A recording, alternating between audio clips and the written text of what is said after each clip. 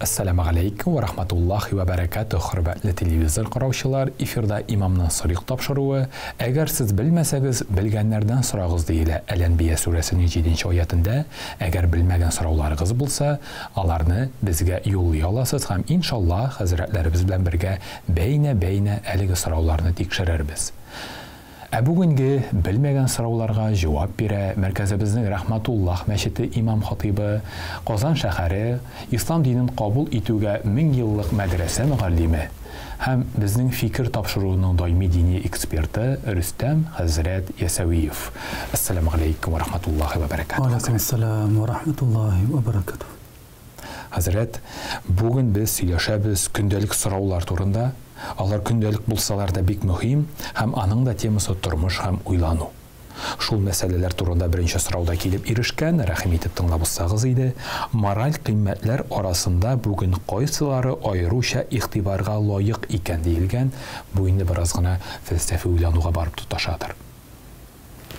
Алхамдулиллах, уссалату вассаламу рассулиллах саллаллаху алейхи ва саллям. Җәмәгать, мин ассызыклап әйтер идем гаилә кыйммәтләрен.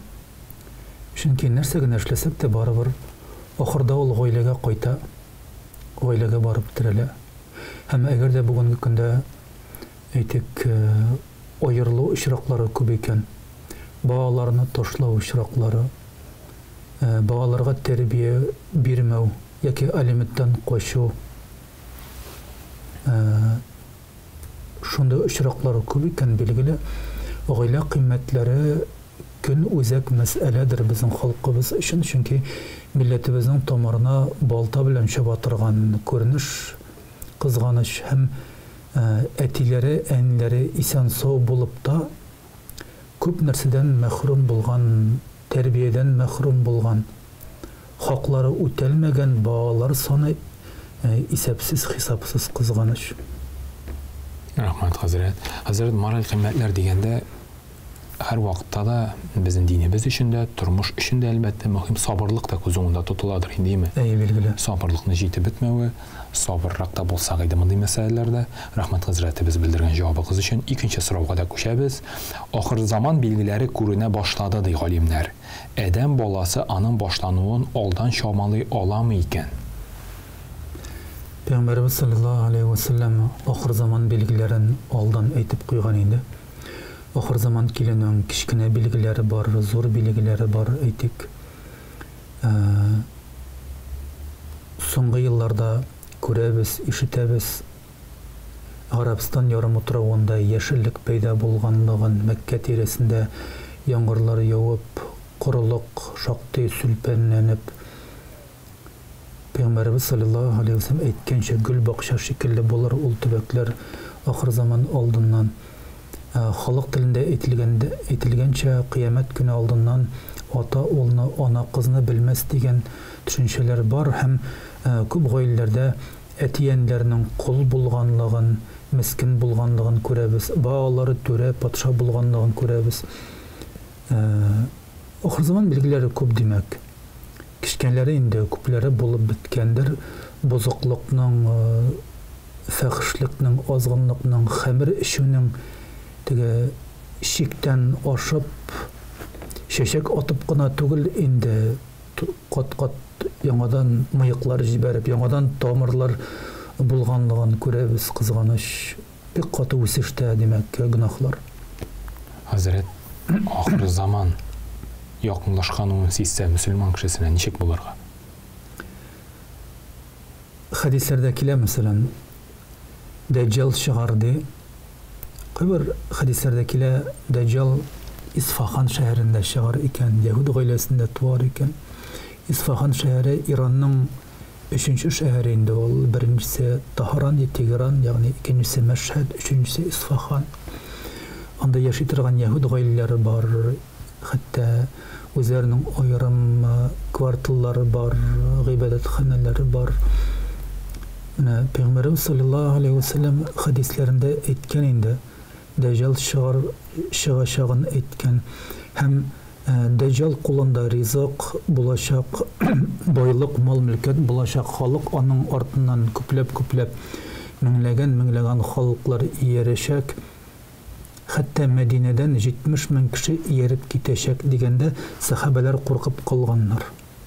Һәм Пәйгамбәрбез саллаллаһу алейхи ва саллям өйрәткән дуа кылырга, димәк, дәҗҗалдан саклану өчен аерым дуасы бар. Пәйгамбәрбез саллаллаһу алейхи ва саллям әйтә: дәҗҗалдан, димәк, Аллаһка сыйыныгыз, 2 фитнәдән һәм 2 газаптан сыйыну дуасы бар. Аллаһумма инни аъузу бика мин азабил кабр ва мин азаби джаханнам ва мин фитнатил махья вал мамат ва мин шарри фитнатил масихид даджжал.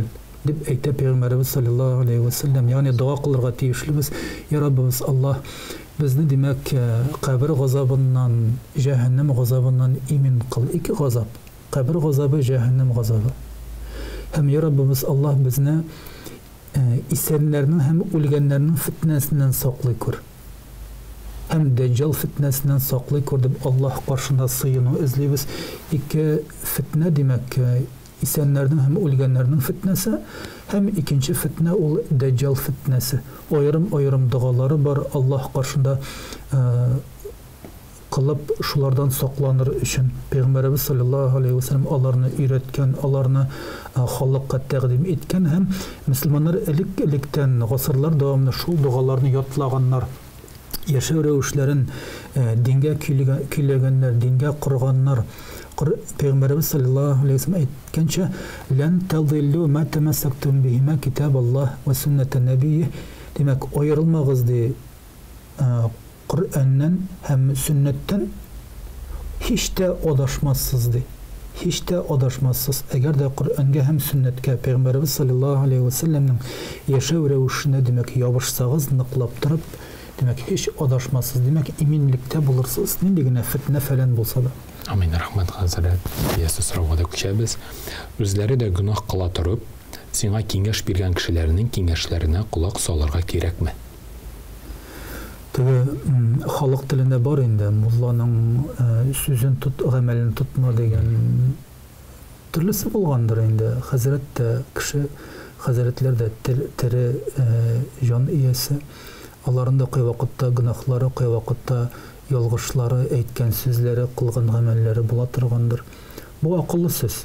Бердән, икенчедән, элек-электән әти-әниләр, мөселманнар балаларын гыйлем алырга илткәндә устазга, ул устазның тәртибенә, әхлагына игътибар итә торган булганнар. Чөнки күпмедер вакыттан соң устазның гамәле генә түгел, бәлки әхлагы да сеңәчәк барыбыр. Устаз шикелле булачак шәкерте узак еллар дәвамында аның янында укый икән, аның янында була икән, димәк, устазын һәр нәрсәдә кабатлап йөрәячәк инде ул. Шуңа күрә кемгә илтәчәк балаларын, әти-әни гел алдан караган, гел мәгълүматларны кешеләр аркылы белә торган булган, башка галимнәрдән киңәш сораган, фәлән кешегә илтсәм ярыймы, ярамыймы дип холкын, фигылен, димәк, аның мәсләген, аның яшәешен белергә тырышкан. Бу нәрсә дә бар билгеле. Рәхмәт хәзрәт. Хәзрәт, менә хәзрәтлек эшленә дә кабул иттегез бу сорауны. Хәзрәт эшендә иң җиңел нәрсә, иң авыр нәрсә анда? Иң тәмлесе бәлештер инде. Бәлеш. Алла, безнең халык аш-суга бик уста инде. Апаларыбыз, абыстайларыбыз сыйлау эшендә, менә сый-хөрмәт ягыннан безнең халык белән ярыша торган халыклар сирәктер. Чөнки безнең халык күп әзерле, мул әзерле, үзенең иң тәмле ризыкларын үзе ашамыйча, димәк, сабыр итеп, балаларына, оныкларына ашатмыйча, килгән кунагын шуның белән сыйлый. Безнең халыкның канына сиңгән инде бу. Бу яктан безнең халык маһир. Безнең халыкка мәчет төзелүгә бик маһир, уста, әлхәмдүлилләһ. Шуңа күрә мәчетләребез тиз төзелә, халкыбыз бу эштә инде булганлык, усталык күрсәтә, әлхәмдүлилләһ, Алла Тәгалә разы булсын. Ләкин булар халык ярдәм итсә билгеле, хәзрәтнең эше җиңеләя, билгеле. Аларны оештыру, димәк, үз артыннан ияртү, аңлату, дәрес бирү бик мөһим. Бездә хәзрәт кешегә хөрмәт җитәме, хәзрәт? Без, мисал өчен, авылларыбызда хәзрәтебезгә зур хөрмәт белән карыйбыз. Авылыбызда бердән бер була инде ул. Шәһәр өлкәсендәге хәзрәт. Зарланган юк. Юкмы? Теге чилегенә күрә капкачы, үзебез нинди хөрмәте дә шундыйдыр инде. теге каядыр яшеренеп теге хәмер ичеп йөрсәң, сүгенеп йөрсәң, кешеләр белән гел әрләшеп, ямсызланып йөрсәң, үзеңне бик тәкәббергә әллә кемгә куйсаң, анда хөрмәт калмый торгандыр инде. Кешелеклек, мәрхәмәтлек сыйфатлары, юмартлык, кешенең хәленә керә белү, ярдәм итәргә тырышу кебек сыйфатлар булса, аның хөрмәте кайта иншалла. Халык начар түгел бит. Аларның, димәк, кемдер өйрәтмәгән, кемдер укытмаган, кемдер аң белем бирмәгән, тәрбия бирмәгән. Менә шуңа тырышырга инде иншалла. Рәхмәт, хәзрәт, киләсе сорауга да күчәбез. Ирем мине үзе белән хаҗга алмый. Ул бу адымын балаларның әле кичкенә булуы белән аңлата. Алар үсеп җиткәндә мин булмаска да мөмкинмен бит инде. Туганнарыбыз арасында балаларыбызны калдырыр кеше бар. Әнидә, кайнанада туганнарыбыз да балаларыбызны карарга әзер. Ирем дөрес эшлиме? Монда тапшыруда гына мужик хатынына тиз генә хаҗга алып бар дип әйтеп булмый инде. Ләкин билгеле бу гаиләнең бөтен хәлендә без әйтә алмыйбыз. Теге мөселман кеше үзенең, гаиләсенең дини фарызларына, гамәл гыйбадәтне үтәвенә билгеле җаваплылык белән карарга тиешле. Әйтик, ураза вакытында бөтенесе торсын, бөтенесе вакытында сәхәр ашасын, бөтенесе ураза тотсын. Әгәр дә кемдер авырып кала икән, ансы башка хәл. Ул иншалла аерым җиңеллекләр бар мусафир өчен яки авырганнар өчен. Бу хатын өчен иншалла үзенә күрә бер җиңеллеге бар. Ире алып бармый икән, Аллаһ Тәала кыямәт көндә аңардан сорамас, ник бармадың дип. Әгәр дә ире алып бармаса, билгеле сәфәргә чыкканда хатын-кыз ире белән чыгарга тиешле, хаҗга барганда ире белән барырга тиешле, яки мәхрәм туганы, кардәше белән барырга тиешле. Әгәр дә ире алып бармаса, бәлки берәр малае үсеп җитәр, бәлки абыйсы, әнисе белән, туганы белән барыр иншалла. Ләкин анда да инде ирдән рөхсәт кирәк. Ирдән рөхсәт кирәк. Теге бер сорау буенча гына конкрет ул гаиләнең хәлен белмичә, бу ир хатынына зулым иткән икән, фәлән эшләгән икән дип бәя биреп утырып булмый инде. Монда инде һәр кеше аңларга тиеш, ир кеше үз гаиләсе өчен җавап бирә. Һәм балаларын чиештә бит әле ансыз язылмаган, әйтик, имезә торган бик кичкенә булган баланы әнисеннән инде ташлап китәргә ансы бүтән мәсьәлә. Балалар бераз үсеп җитеп, әйтик, әби белән, бабай белән калырлык хәлдә булса инде, тыңларлык, һәлакәткә төшмәслек хәлдә булса, анда һәм акча җитәрлек булса бит әле. Шулай бит, акча да кирәк, мал-мөлкәт тә кирәк, тормышны көйләү дә кирәк, һәм бурычка акча җыеп барып булмый бит инде. Кешедән бурычка алып кыла торган гамәл түгел ул, хаҗ гамәле. Шуңа күрә инде монда бөтен мәсьәләне аңлап бетмәгән килеш җавап бирү бәлки дөрес булмас. Хәзрәт, мәчеткә килгән сорауларның ничә проценты ир-хатын мөнәсәбәтләренә бәйле? Күбеседер, мөгаен, күбеседер, чөнки ирләр кемдер әйтә, мәсәлән, хатынымы юллык бәйләми, мин дә намазга бастым, 1 ел узды, 2 ел узды, бер әйттем, 2 әйттем, 3 әйттем, хатыным һаман да дусларын тыңлый, һаман да эштә булган иптәшләре аннан көләләр, аңа тәэсир итәләр, бер нәрсә эшли алмыйм, хатыным намазга басмый, ни ураза тотмый, диннән бик ерак, һаман да кыска итәкләрдән йөри, ялангач, ярым ялангач күлмәкләр кия, зарланышы ирләр дә бар. Һәм киресенчә, ирем хәмер ишә, акча алып кайтмый, балаларны ашатмый, тәрбия бирмей, хакыбызны үтәмей дип борчылып килгән хатын-кызлар да җитәрлек. Кемдер баласы өчен борчылып килә, әйтик, тәүфиксыз дип әниләр килә инде күбрәк андый вакытта. Кемнеңдер хәмер белән бәйләнгән баласы, кемнекедер наркоман, әйтик, кемдер зина кыла, кемдер өйләнмәгән, гаилә курмаган, каядыр читтә йөри, әйтик, зимагур булып өйгә кайтып керми, гаилә корырга, әйтик, уйламый, бер дә әһәмият итми. Шундай зарланулар күп инде. Һәм хәтта безнең халык битендә дуга кылырга дип үтенеп килсә дә, бунсы да гаилә белән бәйле. мәрхүмә әти әниләр өчен, инде туганнар өчен, әйтик куядыр хәрби хезмәткә киткән, әйтик дусты өчен, туганы өчен, ире өчен дуа кылучылар күп инде, әлхәмдүлилләh, бөтенсе яхшы булсын, иминлеге булсын, сәламәт булсын, исән-сау әйләнеп кайтсын дип борчылып килә халык. Рахмәт, хәзрәт. Киләсе сорауга да күчик. Күптән түгел мин шәхси клиникага табибка йөрдем. Клиника мине акчага алды башлады.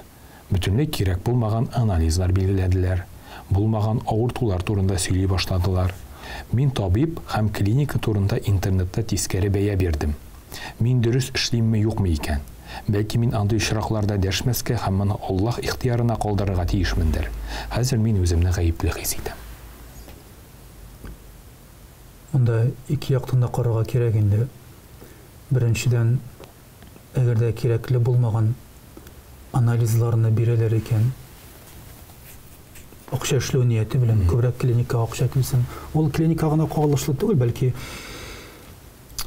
машина килү очраклары бар, әйтик, башка төрле хезмәт күрсәтүче компаниялар бар, шәхси эшмәкәрләр бар, һәм хаҗәте булмаганны мәҗбүр итеп тагып, димәк, өстәмә ялганлап хәйлә мәкер белән акча эшләү, бу хәләл түгел инде.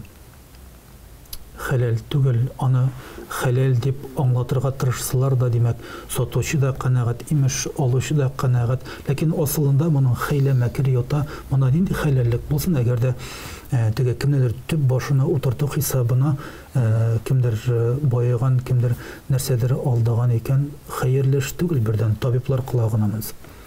Икенчесе, менә бу ялган булган очракта аны төзәтергә кирәкме? Төзәтергә кирәк булса, ничек төзәтәсең? Ызгышып, талашып йөреп булмый, һәм күп кенә компанияларның, күп кенә әйтик эшләүче тармакларның интернет шелтәрендә аларга билге кую мөмкинлеге бар. Яки уңай фикер, яки тискәре фикер калдыру мөмкинлеге бар. Һәм моны без бәлки ислах дип бәяләрбез. Бу очракта, димәк, гайбәт булмас, төзәтү булыр, ислах кылу булыр, төзәтеп дөреслекне аңлатырга тырышу булыр, башкалар алданмасын, башкалар бу хәйләгә, бу кармакка, бу мәкергә эләкмәсен, бу тузакка, димәк, эләкмәсен, димәк, сине шишендергән кебек, аларын да шишендермәсеннәр. Шул нияттән, иншалла, монда дингә хилаф булмас. Мондый мәсьәләләр ишетелә кебек очрашкан бар. Таныш шундый очраклар белән, мисал өчен, теш табибына барып, әллә нәрсә эшләми дә кебек, тик синең әле бу тешеңдә бар икән, синең әле бу тешеңдә бар. Иртәгә дә килерсең әле син өченче көнгә дә. Бүгенгә менә шушы 1000 сумыңны түләп тор, һәм хайран гына сумма инде. Һәм икенче, өченче көнгә дә шул ук суммалар булыр. Менә әле монда бу тешеңдә бар. Юк, әле син 2-3 килүдә генә бетми, 5-6 әле бер аратны тагын кирәк булыр. Андый бер өстәп куюлар сизелә, андый очраклар бар кебек. Шуңа күрә бу сорауның да тамашачыларга файдасы булсын иде. Өстәп кенә әйтәсем килә, бер ханым сорап язды, бер мәчеттә эш күрделәр мине ди.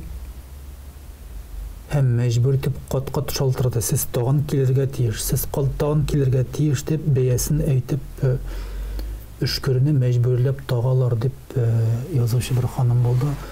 Билгеле, бу хәерле гамәл түгел. Хәерле гамәл түгел. Теге мәҗбүр итәргә, димәк, кешене авыр хәлгә калдырып, зулым итәргә ярамас. Билгеле, дин әһлләренә бигрәк тә кешенең бит инде хәленә керергә тырышырга кирәк. Ярдәм итәргә кирәк. Киресенчә инде теге аны үзлектән хәлгә калдырырга түгел инде, билгеле. Шулай, югалы монысы турып тора, синең әле монысы нык дигән киңәшне табиблар дип ишеткән бар, ләкин бар менә шулай югалы килергә дә кидергә дип торганнар да. Хәерлегә булсын, рәхмәт хәзрәт. Белдергән җавабыгыз өчен алдагы сорауга да күчик. Бакчачылык турында хәзрәт менә шундый сорау. Бакча тулы кырмыска. Алардан төрле зыян ирешә. Үсемлек төбенә оялап, аларны юк итә, агачларны яфракларын бет белән тутыра һәм башка сәбәпләр. Әлбәттә, аларга каршы бик күп юк итү чаралары бар. Ләкин Аллаһы Тәгалә алар турында хәтта Коръәни Кәримдә дә махсус сүрә багышлаган. Аларны үтерү гөнаһка батуга сәбәп булмыймы икән? жан иелеринен, хайваннардан, бөҗәкләрдән, кош-кортлардан кешелек тормышына зыян, зарар сала торганнар да бар инде. Шибен булсын, ширки булсын, инде каныңны эчә торып, шул килеш карап торырсыңмы инде, мисал өчен. Монда әгәр дә үтермичә генә чыгарып җибәрергә мөмкинлек булса, билгеле чыгарып җибәрү хәерлерәктер. Монда бәлки киңәш бездән түгелдер инде, бакча бәлки тәҗрибәлерәк бакчачылардан сорарга кирәктер. Бу сорауга җавапларны алар ничек эшли икән, инде усуллары бар икән, бәлки үтермичә аларга зыян зарар салмыйча читкә җибәрү. Кырмыскалар турында сүз. Инде теге телә дип аталган бит фәләннәр билгеле аларны юк иткәннән зыян булмас, киресенчә файда гына булыр. Шулык тышкан булсын, шулык күсе булсын, әйтик. Башка төрле зарарлы бөҗәкләр, зарарлы әйтик җан ияләре булсын. Диндә аларны юк итү бар, юк итү каралган. Шулай ук Пәйгамбәрбез саллаллаһу алейхи ва саллям хәдисләренә карасак, әгәр дә безнең тавык чебешләрен алып китә торган каргаларында аталабыз, иншалла. Хәзрәт, минем ишеткәнем бар, укыган елларда бер профессорыбыздан, ул бар шундый галимнәр гаиләсе, үтә дә интеллигентлы кешеләр, алар хәтта өйләрендә бер таракан күрсәләр, ул тараканны да үтермиләр, ишеген ачып, ул да бит җан дип шуны фатирларына чыгарып җибәрәләр ди. Моның кадәр булырга кирәкме, әллә шушының кадәр булу яхшы шартмы? Таракан булса үзе генә булмый инде ул. Ул аның җәмәгате зур була гадәттә. Ул иң тиз үрчи торган затлардан инде. Шакыра монда агуламыш яки сан эпидстанция түгелдер, бәлки агулау өчен дә бер оешмалар чакырмыша хәлдән чыгып була торган түгелдер. Әле бер тапкыр агулап кына бетсә. Шакыра ул хәшәрәтләрдән котылу хәерлерәктер, чөнки бар бит санитар нормалар бар, чисталык бар, паклык бар, шуңа зыян зарар китерә икән син.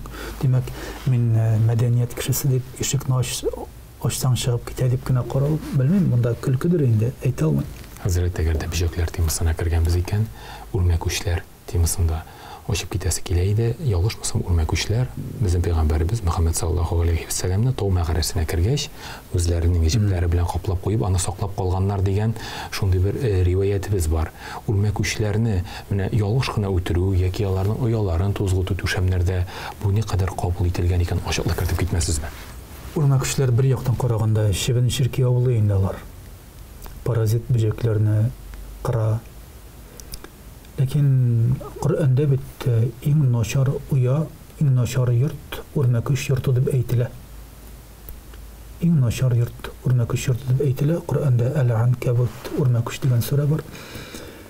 Монда инде бер яклыгын әйтеп булмый торгандыр. Әгәр дә сиңа зыян зарар китерә икән, бәлки һәм әгәр дә без берәүс уяларын, җепләрен әйтик, чистартмасак, себермәсәк, аларны чистартып тормасак, бөтен җирне каплап бетереп, алар арасында яшәү бер шакшылык, бер шүп арасында яшәү булыр иде. Һәм Пәйгамбәрбез саллаллаһу алейхи ва саллям моны тыйды. Димәк, шүп арасында яшәмәгез диде. Яни чисталыгыз булсын, паклыгыз булсын, аңа комачау итеп кирәк тә. Күп авыл җирләрендә бит инде хәзер шәһәр кешеләре йортлар алып, җәйгә генә кайталар яки дачаларга, бакчаларга баралар, җәй көне генә яшиләр. Яз көне килгән вакытта бөтен җир үрмәкүч, пәрәвез белән, җепләр белән тулган икән. Аны чистартмыйча мөмкин түгел инде. Алар арасында яшәп булмый бит инде. Шанкыра, ләкин мөмкин кадәр зыян китермәскә, бәлки ул бөҗәккә, бәлки күчерергә, бүтән җиргә чыгарырга, шибен авылын бүтән җирдә дәвам итсен. Әлбәттә, рәхмәт хәзрәт. Хәзрәт, менә ул үрмәкүч пәрәвезләрен себерке белән себереп алырга була инде димәк. Була иншалла. Анда җиннәр ияләшмиме? Анда шүпле җеннәр ярата, шүпле ташландык урыннарны. Ташландык урыннар. Билгеле, паклык булганны алар яратмыйлар. Пак булган җирдә алар килмиләр. Шуңа өйләр татар халкында, мөселман халкында өйләр эчтән булсын, тыштан булсын, ишек алды булсын, хәтта капка төпләре булсын, элек-электән себерелгән, чистартылган, шүпсез булдырырга тырышканнар, шүкләрне гелле вакытында җыеп барганнар. Безнең халык чиста булган инде, каралты Коръәнне төзек, матур торырга тырышкан, әлхәмдүлилләh. Хәзрәт, менә бөҗәкләр үтерү мәсьәләсендә, әгәр дә өеңдә чебенне, шәркиләр шөбери икән, алар чынлап та ризыкка куна икән, яшәешкә комачаулы икән, син аларны чебен үтергеч белән барып сатып үтергә хакың бармы?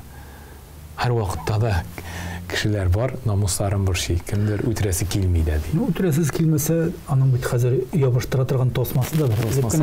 Шуңа ябыша. Анда инде хасаплана бара үлә кебек. Biz килеп ята. Ә монда инде хып бер бастың бетте. Азапланмый. Алда әбиләр чебен үтергеч белән бәрәгенә ичинде ие. Ярыймы инде бу? Иншалла дингә муафик гамәл. Теге тормыш бит. Чебен арасында алар белән бактерия фәлән арасында яшәп булмый.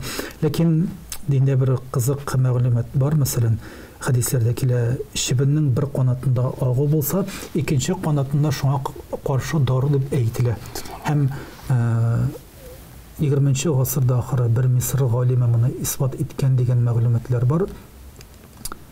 Чебенне бит инде хәдисләр буенча без шәйгә мәсәлән чебен төшкән икән, аны булай гына атырга түгел, бәлки батырга башта ике канатлы төрсен, аннан соң гына атырга әйтелә. Һәм аны нидер матдә бүленеп чыга дип аңлатыла. Шул изләнүләрдә бу фәнни тикшеренүләр, димәк, Аллаһ әгъләм, тикшереп караганыбыз юк, ләкин шундый мәгълүматыбыз бар. Хәзрәт, дөрес аңладыммы икән, әгәр дә тормыш, яшәеше безгә комачауласа, безнең ул бөҗәкләрне үтерергә хакыбыз бар.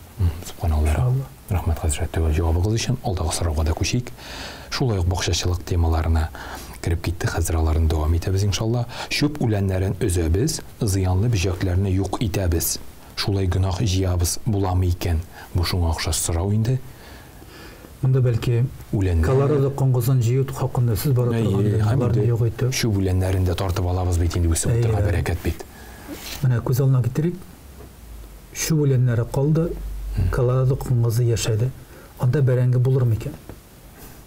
Күпме эшләгән хезмәттән әрәм булып, әйтик, хәтта утаткан бәрәңгене җыя алмассың кирегә, әгәр дә бөтенесен шулай гына калдырасың, эшкәртмәсәң, бакчачылык хезмәте инде авыр хезмәт, димәк, күп мәшәкатьләр булган хезмәт. Шуңа күрә монда табигый ки бөҗәкләрне юк итәргә туры килә, Колорадо коңгызларын һәм шүпләрне җәйгә беренче мәртәбә алырга, эшкәртергә туры килә, бәрәңге төбен ияргә туры килә. Бәлки кемдер башка технологиялар белә торгандыр, Аллаһның рәхмәте, тырышмыйча булмый инде. Хәзрәт, Колорадо коңгызын күпләр әйтәләр, лабораторияда уйлап табылган. Америка Кушма Штатларында күрәсең исеменә караганда, Аминдул кеше тарафыннан уйлап чыгарылган корт буларак та кабул ителә. Ләкин җан бит инде Аллаһ Тәгаләдә. Аллаһтан. Кеше робот ясала, ләкин җан ясый алмый. Җан ясый алмый бит. Робот ясала, җансыз әйбер ясый ала, ләкин җанлы бер адәм баласы ясый алмый. Адәм баласы үзе мәхлук, халык түгел. Без бу кортны да ул инде кеше генә уйлап чыгарган корт, моны үтергә ярый да ярый инде түгел, бу да Аллаһ Тәгалә җаны. Аллаһ биргән бөҗәк, ләкин үтергә мөмкин, әйтик. Без инде теге киңәш бирәбез, бал кортына тимәскә, бал кортын үтермәскә, ул файдалы булган бөҗәк, башка төрле файдалы булган бөҗәкләргә кул белән кагылмаска, димәк, зыян зарар китермәскә. Һәм адәм баласы өйдә генә тормый, урманнарга бара, кырмыска ояларын ватмаска, җимермәскә, әйтик, агачларны теләсәнчә кисмәскә, сындырмаска. Бу элек-электән килгән тәрбия табигатькә, димәк, зыян зарар салмаска, елгаларны, инешләрне, чишмәләрне пычратмаска, димәк, шүпләмәскә. Бу инде безнең халыкта электән булган, Аллаһның рәхмәте. Хәзрәт, аннан соң үләннәр темасына кергәнбез икән, мисал өчен, әле анда шул үләннәр генә түгел, шул ук сиңа кирәк яшелчә арасында ромашка чәчәге үсеп утыра. Бик матур иттереп үсә, ләкин анда йолкып алмыйча мөмкин түгел, ләкин бик кызганыч, ул бит чүп тә түгел. Шунда үсеп чыккан. Яки инде булырга мөмкин берәр нинди башка иген культурасы, һәм аны матур иттереп үсеп утыруы. Бу вакытта кызганыч, ләкин без аны шу барасына алып атабыз. Монда да инде башкача булмыймы? Бакчада әле ромашка үскән күргәнем юк, югын. Кай вакытта бәлки каяндыр җил белән килеп яки узган елга калган культуралар, әсәрләре күренә һәр кеше. Үз бакчасын үзенчә кора, үзенең икътисадын үзенчә көйле инде, үзенчә планлаштыра, ниятли алдан, кайсы урында нәрсә үстерәм, нәрсә уңайлырак, ничек матуррак дигәндә, монда инде һәр кешенең үз гыйлеме, һәр кешенең үз фантазиясы. Бәрәңге буразнасының ахырында, еш кына бәрәңгеләрнең соңгы рәтендә була бер көтү ромашкалар, бәлки шундый җирлек тыралар үскән. Һәм бәрәңгене чистарту өчен шул буразның ахырында алар еш була, йолкырга туры килә ромашканы. Анда зыян юк. Типтереп кенә куйсалар да ярый, ромашкада күп төрле файдалы матдәләр бар, әйтик, ул күп өлкәдә дару булып кулланыла бит, күп авырудан файдасы бар дип беләбез. Шулай булса билгеле, теге исраф булмас. Ләкин теге арып талган көн буена әлсерәгән кешенең никадәр хәле калыр икән, аннан дару ясап утырырга имкансы да бар. Үләннәр темасын дәвам итеп, хәзрәт тагын бер сорау килеп туды. Асфальт җәяләр шәһәрдә урбанизация процессы дәвам итә, һәм паркларда ясарга туры килә. Күп кенә ширемле матур җирләрне өсте капланып китә. Ширемнәр шунда кала, аның өстенә асфальтлар җәелә. Һәм бик күп кенә табигый байлыклар шул асфальт астында кала бит инде. Дару үләннәрдә булырга мөмкин. Бу очракта бераз гына булса да син борчыласың. Кирәк микән соң бу? Инни җаалун фил арди халифа. Алла Тәала фәрештәләргә әйтә, мин җир йөзенә хәлифә җибәрәм ди. Хәлифә бар итәм ди. Ягъни җирдәге булган хуҗа дип, наместник. Һәм җир йөзендә булган табигый байлыклар адәм баласына ризык бирү өчен куш корырга, йортларын, нигезләрен төзергә бер ярдәмчел материал, әйтик, яшәвен матурларга, уңайлы итеп корырга бер сәбәп инде. Табигый байлыклар. Инде асфальт җәю, әле ул асфальт булса яхшы инде. Чөнки асфальт җәелмичә, кешеләр батып йөргән, авынып, сөртенеп, машина тегәрмәчләре тишелеп, ватылып йөргән урамнар шәһәр җирендә дә җитәрлек бар. Кирәк икән дә аңлыйсың. Юк, моны кирәк дип беләбез, чөнки адәм баласының уңайлыгы өчен, әйтик, кайдадыр бераз бик матур урыннар капланып китә. Әз генә каласа, ләкин аның өчен бит ул бер генә кеше тарафыннан эшләнмә, аның өчен шәһәрнең, әйтик, аерым кануннарны кабул итә торган, әйтик, органнары бар, җыела торган комиссиялар бар, әйтик, нәрсәләр планлаштырган вакытта архитекторлар, башка кешеләрне чакырып төзелгән комиссиялар эшли бит инде, ул бит коллектив рәвешендә кабул ителә һәм теге публичное слушание, халыкны чакырып, халык тыңлаулары бар бит инде. Менә бу механизмнар эшли һәм монда инде дөресрәк карарны кабул итәргә, табигатькә зыян китермәскә, саклап калырга булар мондай алымнар ярдәм итә дип уйлыйбыз һәм мәгълүматыбыз бар. Чөнки нәрсә генә төзсәң дә син әле документларын эшләгәнче, рөхсәт алганчы төзелешкә никадәр комиссия аркылы, никадәр бүлмә аркылы узасың, һәрберсе тикшерә, һәрберсе барлый һәм алар бөтенесе, димәк, теркәлгән аерым шартлары бар. Син үзең теләгән җиргә генә утырта алмыйсың өйне яки башка бинаны, аерым чикләүләр бар билгеле инде. Хәзрәт, җир өстенә, димәк, җирне эшкәртүгә, аның өстенә нәрсәдер салуга, ширемлекләрне, үләннәрне каплауга кешелекнең хокукы бар. Табигать моңа рәнҗеми дим аңларга кирәк. Юк, без беләбез, урман тыелык булган урыннарда бит инде йортлар төзергә рөхсәт бирмиләр. Әйтик, алар закон, канун нигезендә инде сакланырга тиешле бер тыелык иттереп расланган бит инде. Һәм бу кануннарны бозганга аерым җәзалар каралган бит инде. Шулай административ һәм җинаять юнәлешендә, җинаять кодексында. Шуңа күрә булар уйланган дип беләбез һәм бу кануннар шактый югары дәрәҗәдә дип беләбез, чөнки элек аларның күпләре юк иде, булса да эшләмәй иде. Хәзер таләпләр зуррак. Хәзрәт, тагын шундый сорау, бөҗәкләр турында башладык бит инде. Бал кортларын үтерергә ярыймы? Чөнки беләбез, Пәйгамбәрбез саллаллаһу алейхи ва сәлламгә вахи бал кортларының бездә ашада иңдерелгән дип беләбез.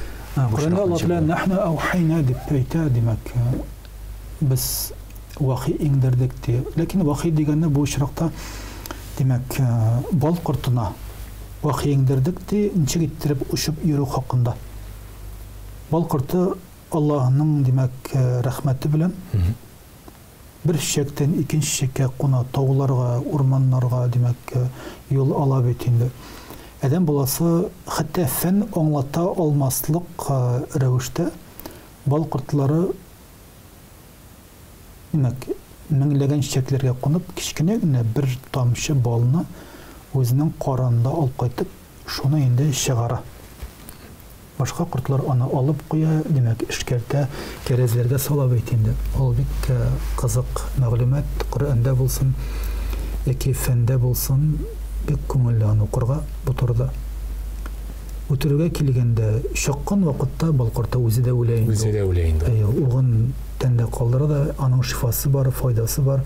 Хәтта балны файдалы дип әйтә Аллаһ Тәала, фиһи шифаун линнас.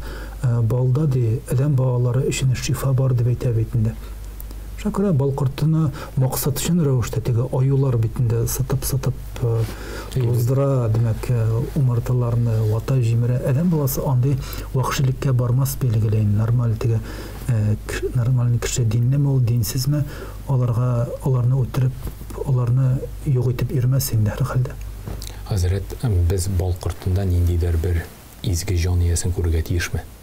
Юк, Аллаһ Тәала адам баласына хезмәт итәр өчен бар иткән бер җан иясе, аны изгеләштерү кирәкмәс. Изгеләштерү ул әкенләп табынуга китерә, димәк, бәясен артык уллауга китерә. Һәр хәлдә бу җан ияләре бөтенесе адам баласы өчен хезмәт итә. Шуннан ризык алабыз, кайсындадыр йонын, тиресен файдаланабыз, мәсәлән, кием өчен, башкасы өчен. Күп җирдә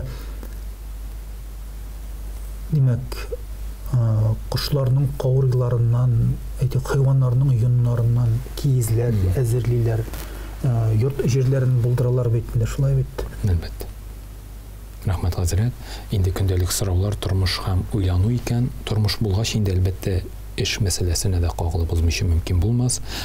Бүгенге көндә нинди эш сайларга икән, кайсы юнәлешкә барсаң хәерлерәк, хәзрәт? Монда инде адам баласының үз сәләтенә карап тора инде. Әгәр дә ул технарь икән, аны бит инде тарих укытучы дип куеп булмый. Бар тарих буенча укалы. Чөнки аның өчен гуманитар булырга кирәк. Сәләте куя. Сәләте беренчедән сәләте куйда һәм мәҗбүр итеп сындырырга кирәкмәс бала чаганы булдыра алмаган эшкә. Кемнеңдер кулы эш белә, кем кул хезмәтенә хирис була, уларны яратып эшләтелләрен чыгара, тырышып әвәли, тырышып ясый, нәтиҗәсе матур була, шатлана. Юк улым, юк кызым, ташламаны. Син программист буласың, анда акча. Дип аны нәрсәгә сындырырга, мәсәлән. Һәм киресенчә, әгәр дә программист булырлык, технарь булган, физика, математиканы яраткан, логик яктан фикерләү сәләте көчле булган малайны нәрсәгә аны әйтик, нәрсәгә әвәләргә бүтән җиргә булдыра алмаган эшенә кызыгып инде аннан бүтән кеше ясарга кирәкмәс. Хәзрәт, аннан соңгы араларда хәзерге җәмгыятьтә бик популяр балаларын берничә түгәрәккә йөртү, иртә белән өеннән чыгып китә, машина белән бер түгәрәктә икенче түгәрәккә әтиянисе йөртә.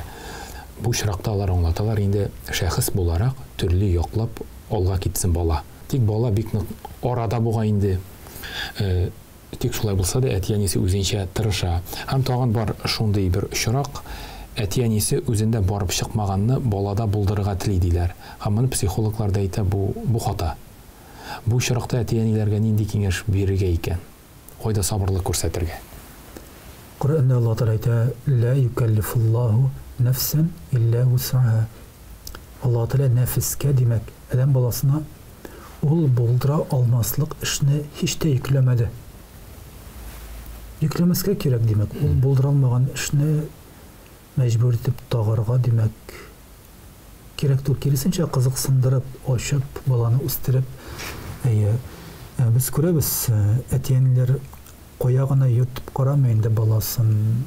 Мәчеткә алып килмиләр, күп урынга йөртәләр. Ләкин анда да инде бер шиге чамасы булырга тиеш. Баланың бит тиешле сәгать йоклауы да кирәк. Аның бит бераз уйнап талуы кирәк. Күп балалар уйнаудан да мәхрүм, аннан дахи ясыйбыз дип, аннан көчле шәхес ясап чыгарабыз дип, күп балалар уеннан да мәхрүм. Бала вакытында уйнамагач, аны кайчан уйнарга тиеш? Баланың уйнарга хакы бар. Уйнарга хакы бар. Бала көчләп һөнәр тагуда. Юк, бала кичкенә вакытта инде һөнәрне ябыштырып кую хәерле эш түгел. Бала әкрен үсә төшә, әкренләп аңлый бит инде, үзенең мөмкинлекләрен аңлый, теләген аңлый. Ул бит теләп кенә түгел, әле мөмкинлеге дә, теләге белән мөмкинлеге туры килергә дә тиеш. Шуңа әти әни инде әгәр дә үзе белмәсә, кайбер кешеләргә мөрәҗәгать итсен, баласының булдыра алган эшләре кайсы өлкә буенча шул өлкәдәге шәхесләргә мөрәҗәгать итсә, мәсәлән, шул өлкәдә нинди уңышларга ирешеп була, билгеле харам өлкәдә түгел, билгеле димәк, ярамаган, яман өлкәләрдә түгел, бәлки хәләл булган өлкәгә, димәк, әкрен илтеп алып барып, шы эштә балага ярдәм итеп, димәк, укытып, кайбер дәресләрдә катнаштырып, шу өлкәдә һөнәрләрен бераз әкрен үзләштереп, бераз күтәрелсен инде бала. Хәзрәт, шушы сорауның ахырына да әйләнеп кайтам. Пәйгамбәрбез саллаллаһу алейхи ва саллямның сәүдәгәр булуы билгеле һөнәре буенча диндә хәерле һөнәрләр бармы? Әйтик, сәүдәгәр, игенче, тимерче булсын, шунда хәер булыр дигән. Пәйгамбәрбез саллаллаһу алейхи ва саллямның хадисләре күп. Мәсәлән, адам баласының иң тәмле ризыгы үз кул көче белән эшләп ашаган ризыгы ди. Дауд алейхиссаламда, хәтта Дауд пәйгамбәр, ул бит пәйгамбәр булгач, пәйгамбәр булып калган түгел, Дауд алейхиссалам бит патша да булган әле, ул патша булган пәйгамбәр. Шул патша булган, пәйгамбәр булган шәхес, ул бит әле тимерче дә булган. Тимерче булып, үз кул хезмәте белән ашарга тырышкан, иң тәмле дип шуңа күрә әйтелгән инде. Башка пәйгамбәрләр дә бит инде бөтенсе тимерче булмаган. Пәйгамбәрләр арасында төрле һөнәр ияләре булган. Кемдер балта остасы булган, мәсәлән, Нух алейхиссалам балта остасы кеме ясаган бит инде. Идрис алейхиссалам тегүче булган бит инде, шулай бит. Әйтик. Пәйгамбәрбез саллаллаһу алейхи ва саллям сәүдә белән шөгыльләнгән һәм Гарабстан ярымутравында гарәп халкы алар элек-электән сәүдә белән көн күргәннәр.